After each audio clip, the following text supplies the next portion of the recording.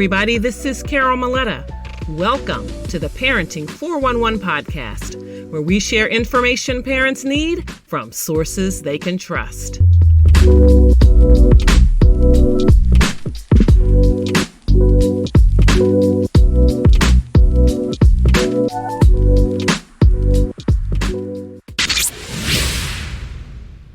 Whenever I show up to a get-together, my friends can't wait to ask me, what did you score at TJ Maxx this time? There's just something exhilarating about discovering these unexpected gems, whether it's fashion, home accessories, beauty potions. The best part? I get to share all of my treasures. Cute dresses, strappy sandals, earrings, bracelets, you name it. I don't come up empty. TJ Maxx is just always an adventure for me, and you never know what you're going to find. So shop my link and see what you discover. Today's conversation is especially for the mother who is navigating a quiet shift in her parenting journey, the season where your child is growing up, finding their footing, and needing you differently than they once did. So if you've ever found yourself wondering, am I still doing enough? Did I teach them what really matters? Or how do I stay connected without holding on too tightly? This episode is for you. My guest today understands performance, pressure, and purpose at a very deep level. Lydia Nicole is an award-winning actress, career coach, and motivational speaker with more than 4 decades in the industry, the entertainment industry, that is, and it constantly demands results while challenging people to hold on to their identity, right? She is also the mother of a young adult daughter, which gives her a unique and deeply personal perspective on what it means to guide, release, and trust the foundation that you've built as a parent. So in this conversation, we're going to talk about identity beyond achievement, mentorship versus control, reinvention without losing yourself, and what truly matters when our children step into adulthood. This is not a conversation about doing more. It's a conversation about trusting more. And with parenting, you can parent with wisdom, intention, and grace in this season. And you'll walk away with a few tips on how to do that. So take a deep breath, settle in, and let's get into this powerful conversation with Lydia Nicole. Hello, Lydia. Thank you for joining me. Hi, Carol. I'm so happy to be here with you. So as I mentioned, you've spent decades in an industry that constantly measures your worth by your visibility and your performance. So how did you learn how to separate who you are from what you do? And why is that a lesson that's so critical for the children that we're raising today? Well, for me, I had a village that helped raise me. I grew up in Spanish Harlem. And, I grew up at a time when your parents gave permission to your neighbors that if they saw you do something wrong, to correct you and even give you a pow-pow. And so as a kid, I was very mindful. First of all, I was very respectful of adults because that's how I was taught. And I was scared that if I did something wrong, even if my mother was not in the vicinity, there were eyes all around me. And all the parents knew who the children were. So that's right. And I was very fortunate in that I loved hanging out with older people. I loved asking questions. When they were on the stoop talking, I was listening.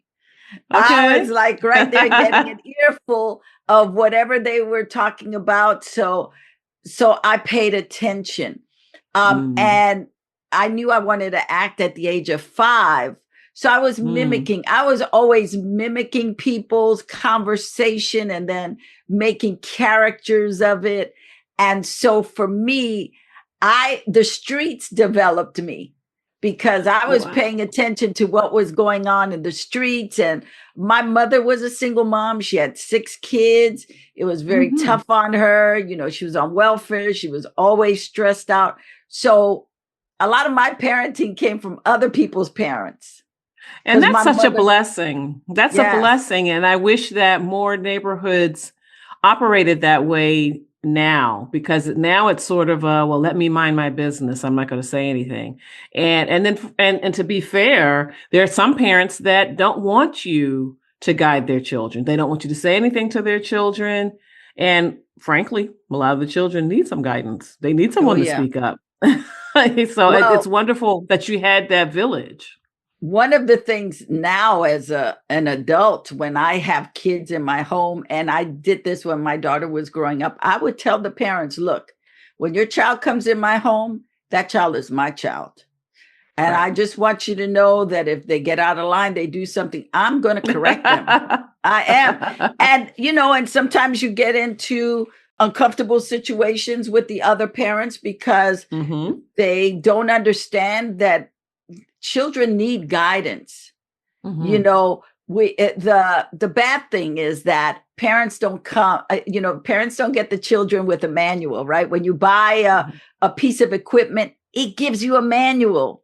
But when you Right. have kids, there is no manual. And I remember Hmm. when I first had my daughter, I was freaked out. It's like, what do I do? How do I do this? And so from the age of, I want to say she must have been 6 months old, I was taking parenting classes. I was taking classes. I was reading every book that I could because my mother raised 6 kids. She was a child having children. Her mother was a child having children. I was Mm. an adult having a child, and I didn't feel equipped. So Right. so for me, it was really imperative to have classes because the goal for me with my child was to make her a child of the world, that she could go Yes. anywhere in the world and Mm-hmm. behave and take information and just contribute. Right. That's a That wonderful goal. And absolutely. I mean, and as you were talking about it, I was reminded of how we go to school to learn all these other things that we want to know. So why not take classes and read books about parenting, which is really one of the most important jobs in the world because you're dealing with mankind. absolutely. And one of the things, being in the entertainment business, I grew up in the entertainment business in the sense that I was 13 years old. I walked into a radio station and ended up staying there for 5 years. And the Wow. adults at the station really parented me. And as a result, I got to see what the industry was about, what entertainment was really about, the business sense. And then when I moved to California from New York, and I was on set, I would see child actors. I would see Right. the pressure that they were put upon by their parents. And I was like, oh Mm. no, that will not happen on my watch because Right. kids have to be allowed to grow, develop, discover, and Hmm. evolve. And the only way to do that is to offer them all kinds of opportunities and see what they gravitate to. Every child Hmm. is different. One of the things that I've learned, because I've taught junior high, high school, I've taught elementary kids, I've taught toddlers through my church. I've always been teaching in the kids ministry. And Hmm. one of the things that I've learned is that every kid has its own uh, thumbprint, if you will, right? They have Yes. their own personality. You could have 5 kids and they are all different from each other. And the worst Mm. thing you could do to a child is try to impose your stuff on them. I want you to be this. I want you to do this. Hmm. It's like, no, let them discover, give them science camp, give them acting camp, give them computer camp, give them all these Yeah. different things with the sports. And you don't have to go crazy, but maybe every semester you introduce one thing to them and see what they like. Most kids, and I'll back up for a second. I also worked in the youth authority here in California for about 10 years as an artist in residence. One of the Hmm. things I saw with the kids that were incarcerated was that no one ever took the time, probably for 90% of these kids that were incarcerated, no one took the time to find out where their gifting was. And most of the kids that I came across were very high functioning artists that no one knew where to put that energy into. So they didn't have outlets. Their outlets were the games. Their outlets were, Right. kids that were not focused either. Well, yeah, and you're what you're really pointing out is how important exposure is, and how important engagement is with children to really help them to discover their talents, their interests early on, so that they can really build a foundation for creating the life that they want. And so I know you are a mother. So I'm wondering, you had a demanding career, probably. And so looking back, what do you believe mattered most to your daughter, and Well, about how you showed up?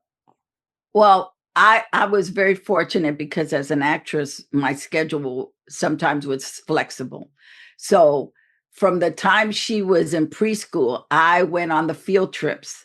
I was Okay. there. I got to know who all the kids were, the ones who were Hmm. the troublemakers, the one, So I was always paying attention. I was always Hmm. paying attention, looking at the teacher, like how were they treating the students? Because sometimes you have teachers that treat all the kids like they're cookie cutter kids.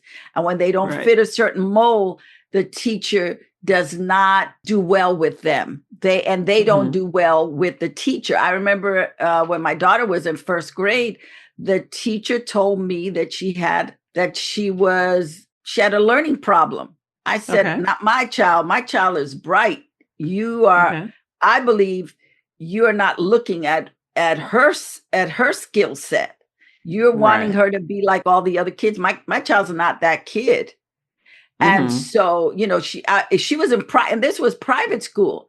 I Right. sacrificed to make sure my child was in private school so that I didn't have all, because I thought, Hmm. here's the ignorance. I thought because they're in private school, the parents are going to pay more attention to their kids.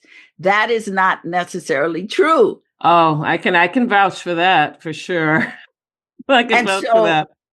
so I was very fortunate in that I was able to be there. And when she got to sixth grade, I really started to see a lot of challenges because kids were coming from home life where they were not monitored, and they Mm. had they didn't have, their thought process was very unique. And so Right. I had to take a back seat to my career. I started doing Mm. production so that I could be home um, Hmm. by the time my daughter got out of school. So at 5 o'clock, if I had to put her in an after school program until 5, that's what I Hmm. did. But I let go of my career for a good 12 years to be available for her, because I feel and I felt then was my greatest responsibility was to raise my child. And that if Yes. I raised her properly, then God would open doors for me, would make opportunities once she was on her own or once she was able to discern things. So Yeah. my walk with her, I was at the hip with her until she graduated college, because what I found in entering college, because I thought, well, when they turn 18, you can let them go. Oh, no And way. But and really what you're talking about though is really kind of, you kind of had to reinvent your career and or pivot because of where she was. And a lot of mothers feel concerned about that. They don't they worry about they not being able to get back to what they're interested in. And so what wisdom do you have for moms to think about that, and to understand that sometimes they have to evolve in their career based on well, where their children are? for me, I was a single mom and I didn't have Mhm. my family around me. So Mhm. that also played a part in my decision. I think that when you have a complete family unit and you have a mom Mhm. and dad, you can kind of volley the ball. And if you have other relatives that you can have help you, I think that is wonderful. I didn't have that available. I did have Okay. my church family, and Mhm. I found other single mothers that we could take turns. Like if I had to do That's something, good. I would say, hey, can you take care of my kid? And then I'll take care of your kid. And that helped me a lot. But Mm-hmm. I also found that I had to be very attentive in that everybody doesn't raise their children the way you do. Right. And so, so you have to be careful who you let mentor your child. So I was very intentional about the men that I let around my daughter as a parental figure, and the women that I let around my daughter as a parental figure, because you want them to get the training close to what you're giving them. Mm-hmm. Mm-hmm. And in the industry, with what you've seen, you alluded to it a little bit, but how are you seeing, what kinds of strategies are you seeing with parents of entertainers in the industry, and how that's going? Well, I think if you have parents that, because there is, it is not one, it's not one or the other, but what I see that becomes detrimental is when the parents have eyes, and they're just looking at the glitter, and they're looking at the money and the fame and the fortune, and they're pressuring their kids and not treating them like kids. The industry is brutal.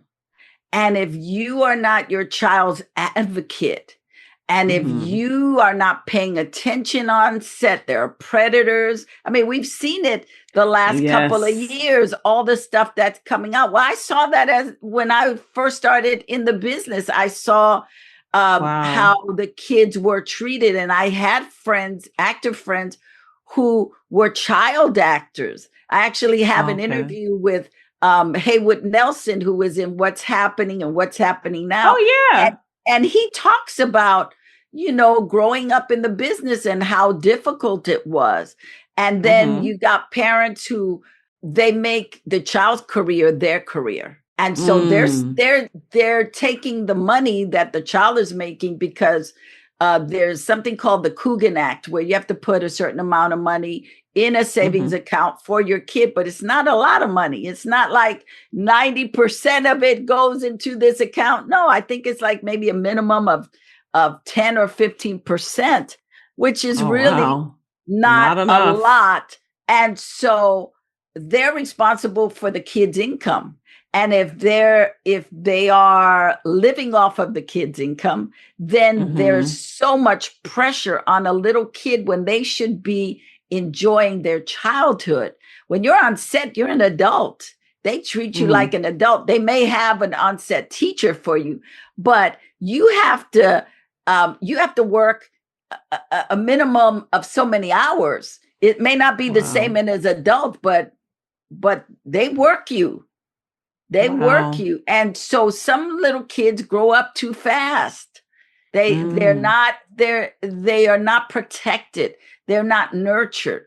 And I think I've seen some healthy parents who have come on set and said, no, that's not going to work for my child right now. They're tired. That's enough. And then the production company has to honor that, because they're a kid.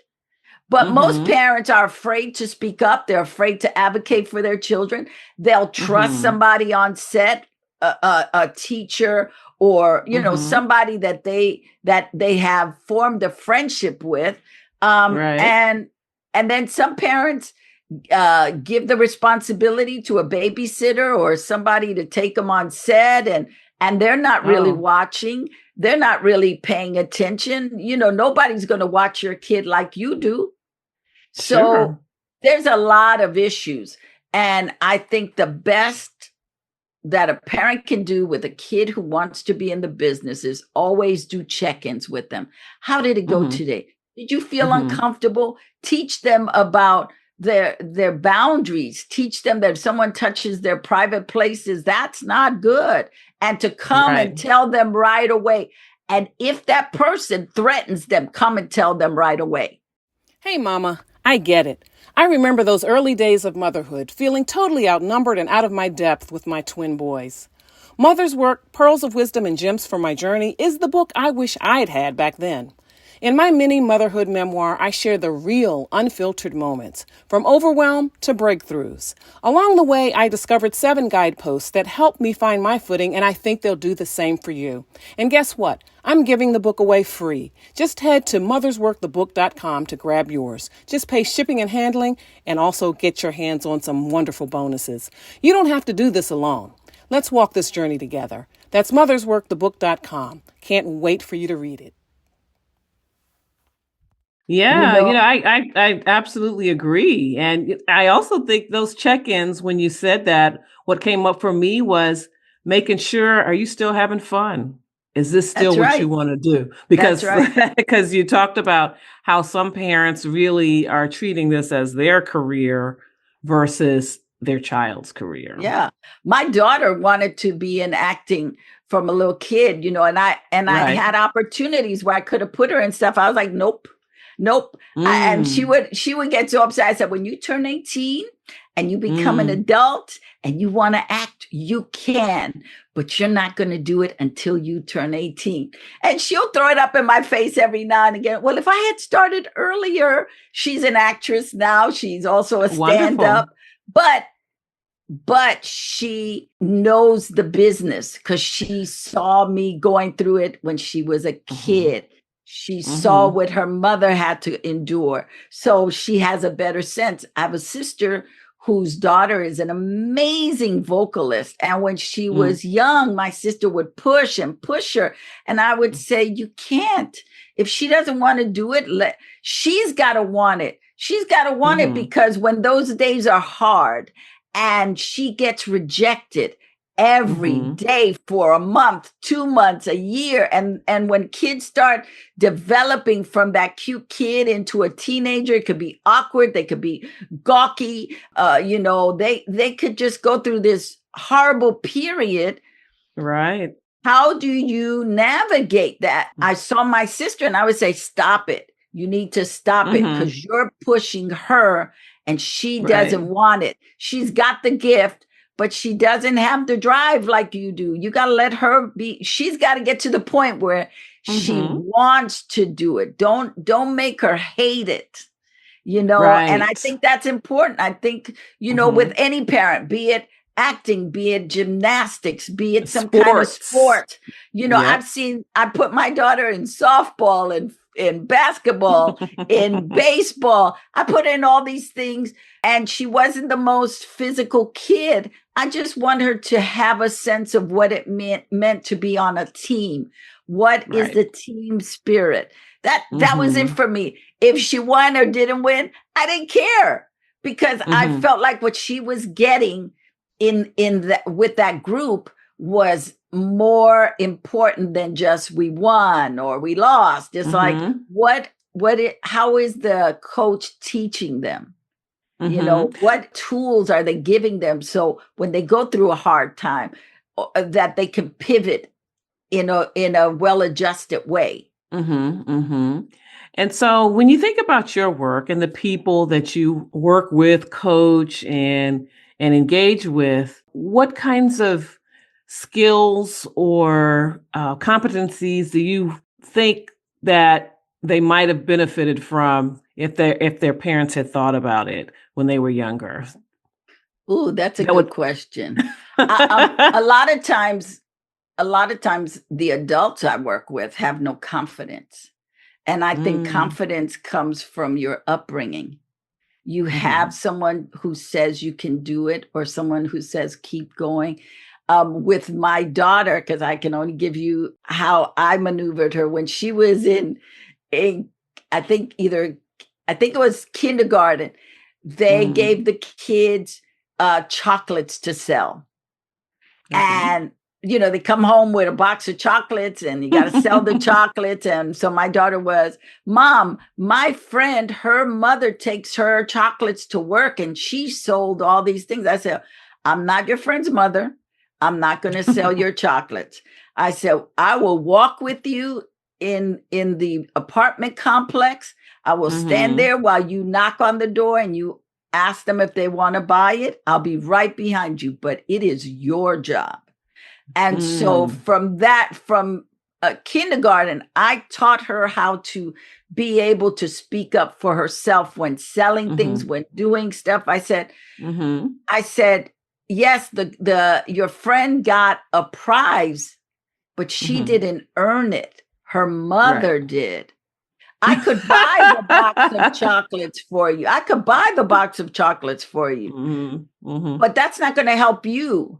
So, and we went through that when she had science projects, because, parents get really involved and I saw that up close. Yeah, they do these elaborate things, and because my community, a lot of the people are in entertainment. So there was one girl whose parents one was a studio wardrobe designer. The other one was in tech. So they created this amazing robot for this kid when she was in sixth grade, and she won.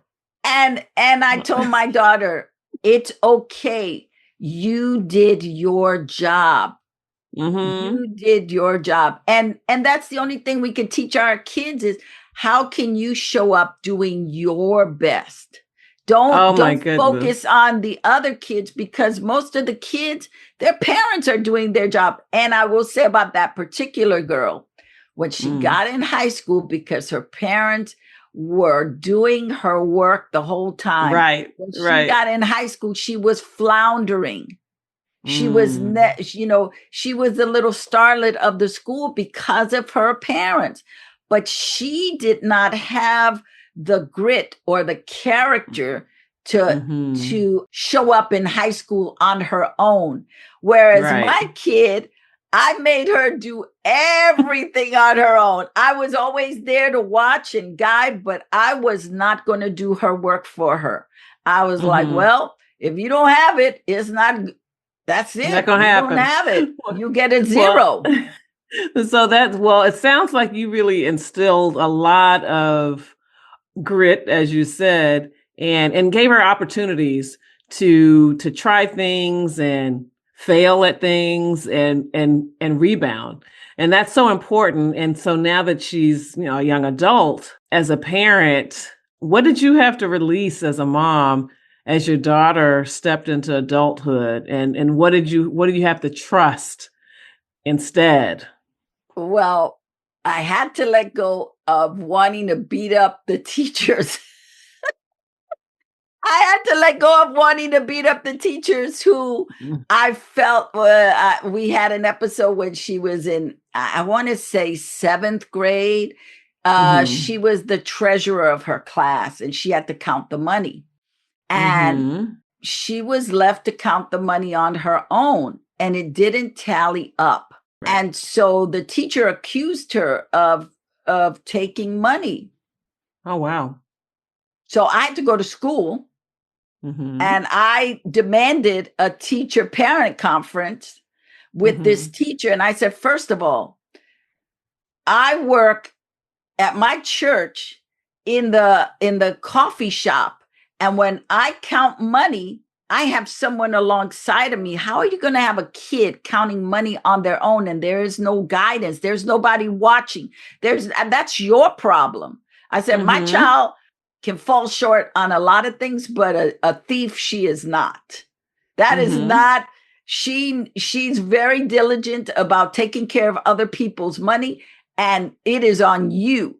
So from now on, you need to be in the classroom with her when she's counting the money. Hello. Right. So I would go to school. I was ready to fight. We had a situation. I was ready to fight for my child. We had a situation in high school. He was in a Catholic school in high school. And we had a teacher, a lay teacher, who they were reading Dante's Inferno. And he wanted them to sign a contract, basically giving their soul to the devil. So my daughter brought this. Oh, yeah, my daughter brought this contract home. I said, Mom, Mr. So-and-so wants us. I said, excuse me? Oh, he wants us to sign this. I was in school the next day. I demanded. All of you should have been there the next day. I demanded to see the teacher. I said, excuse me, sir. you're in a Christian, you're in a Catholic, it was a Catholic school. You're in a Catholic school and you're asking these kids to sign a contract with the devil. Well, I said, no, sir. My daughter is not signing that and you are not penalizing her. And if we have a problem, we will go to the principal.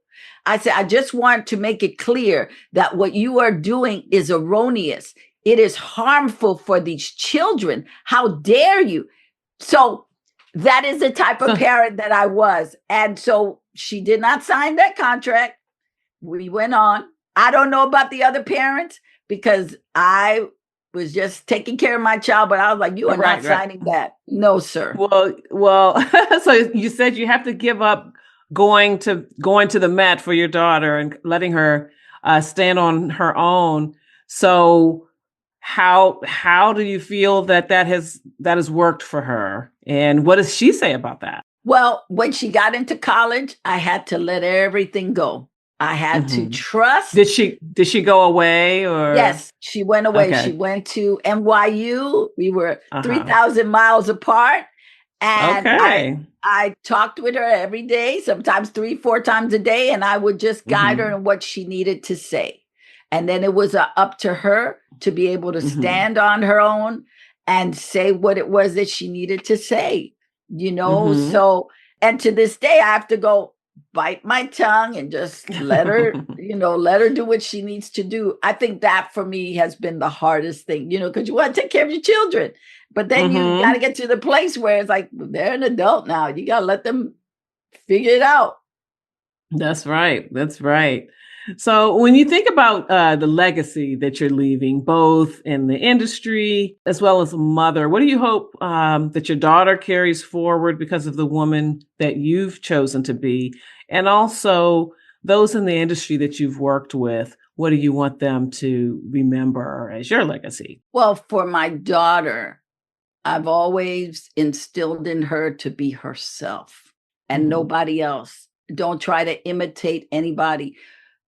We are God's creation. And if we're his creation, we have to be original, right? We have to be authentic to who we are. And that's what I have tried to instill in my daughter. And as I go around with actors and teaching people and mentoring young people, because I mentor a lot of college kids. I feel that as an elder, that's my responsibility.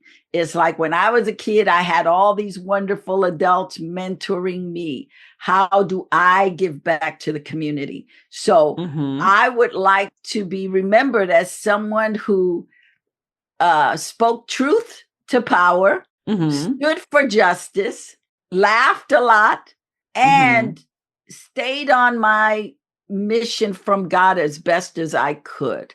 And just encourage people. That I think that's the thing that I walk in every day. How can I encourage my neighbor? How can I encourage that person to keep going? How can, because we are all here for a purpose. There, nobody was born randomly. Even if it wasn't intentional, it was intentional from God. God had a plan for you. He was like, I'm making you, Carol, because you are going to talk to parents. I got stuff for you to do, and in that scripture in Jeremiah, it says, I have a plan and a purpose for you to give you a hope and a future. Yes. And most people out there today don't really know what their plan is, their future. They don't believe that God has instilled in them power to go about the mission and have a vision. And so my job, I feel like God put me here to let people know, you got a mission, you got a vision, let's go. Let's go. That's right. Lock arms with people that are on the same path as you. Hold on tight and keep it moving. Well, it sounds like you are a tremendous mentor to men and women in the industry and young people too, as you mentioned. And you've had some greats in your life. Talk about some of the mentors that you worked with and the impressions that they left on you. Well, 2 of my first mentors when I was a kid, the first one was a former prostitute. Her name was Gracie. and she loved on me, and she really instilled a lot of good stuff in me, how to be respectful, how to speak to adults in a respectful way. She would correct me if I got out of line. She was right there to correct me. And the other one was a drag queen named Fifi. And Fifi taught me how to apply makeup, how to dress, how to walk in my power. That was Fifi. And then when I got into the music business, I had wonderful mentors. I had a woman named Wanda Ramos, who she was the one that I got to stay at the radio station for so long, because she told me the third time I came to visit, she says, I got to put you to work. You can't keep coming here not doing anything. And so because of her, I learned the business. She taught me. I got to learn a lot from her. And I worked with one of the greatest radio announcers, program directors of our time, named Frankie Crocker. I learned how to program music through him. I also had Hal Jackson, who was a pioneer in radio. He had been in radio for over 70, 76 years. He was amazing. Or so. And so Hal taught me how to be nice to people. His phrase was, it's nice to be important, but it's important to be nice. And Hal really parented me. He wasn't a mentor. He really was a father figure to me. He made a lot of things possible. He showed me that I could do a lot of stuff. He encouraged me. He let me work on his productions. I learned a lot of skills from working with him. I learned how to be a boss. I worked for him in radio. Oh my God, for about 10 years on and off. Oh, that's awesome. When I was 21 years old, I had an assistant, and it was because of Hal. I was a music director. He said, you need an assistant. So I got an assistant, and I had to learn how to be a good boss to my assistant, because the assistant was maybe a year younger than me. So it wasn't, and then I had to be a boss to people who were older than me. Right. That's an important skill, being able to manage people. And you did that at such a young age. So I had great mentors. And another great mentor of mine was a man by the name of Gerald Busby. He was my boss at Casablanca Records when I first came to Los Angeles. That was the first job I had. And what I learned from him was, when you hire people, find out what they're good at. Because sometimes you hire people for a particular job, and that is not their skill set. That is not where they shine. And so from him, I learned that. And because of him, I do that with everyone I hire. I may hire them to do one thing, but I watch them and I go, oh, wait a minute. You do this. We got to move you from here to there, because he nurtured so many people in Black music. Right. And gave so many people opportunities that wouldn't have had opportunities had he not seen their gifts. Okay. Well, can you tell us how we can follow your work, Lydia? Yes, you can. There are many ways to follow me. You can go to YouTube and go to Lydia Nicole Live. And I have a channel called Lydia Nicole Live. And I have a podcast on it called Acting Smarter Now, where I'm always giving actors information to help them grow in the business, to help them be successful in the business. You can get me at Instagram on I am Lydia Nicole, or Acting Smarter Now. So I'm on all platforms, either on I am Lydia Nicole or Acting Smarter Now. Well, thank you so much. And as we wrap up today's conversation, I hope you were reminded of something very important. And that is that this season of motherhood is not about holding on tighter, but about trusting deeper, as Lydia's story shows you. And so the lessons that you've taught, the values that you've modeled, and the love you've poured into your children did not disappear. and won't disappear for those of you that still have young children. They take root, especially when you're consistent. And so if today's episode resonated with you, I encourage you to take a moment and reflect on this question.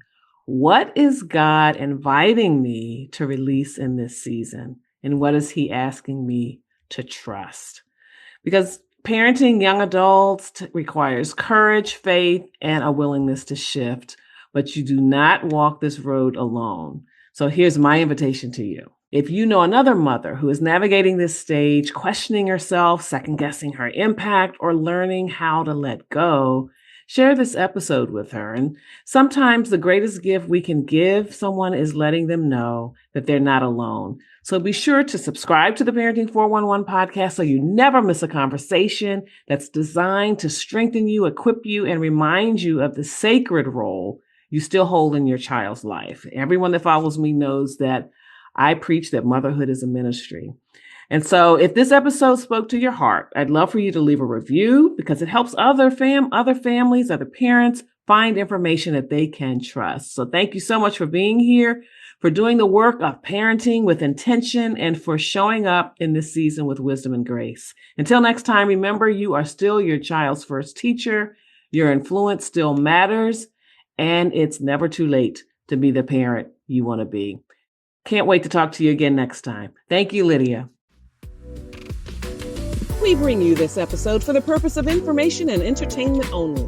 It is not the intent or purpose of the Parenting 411 podcast or Carol Maletta to provide an exhaustive reference or guide on all aspects of parenting, childcare, and family life.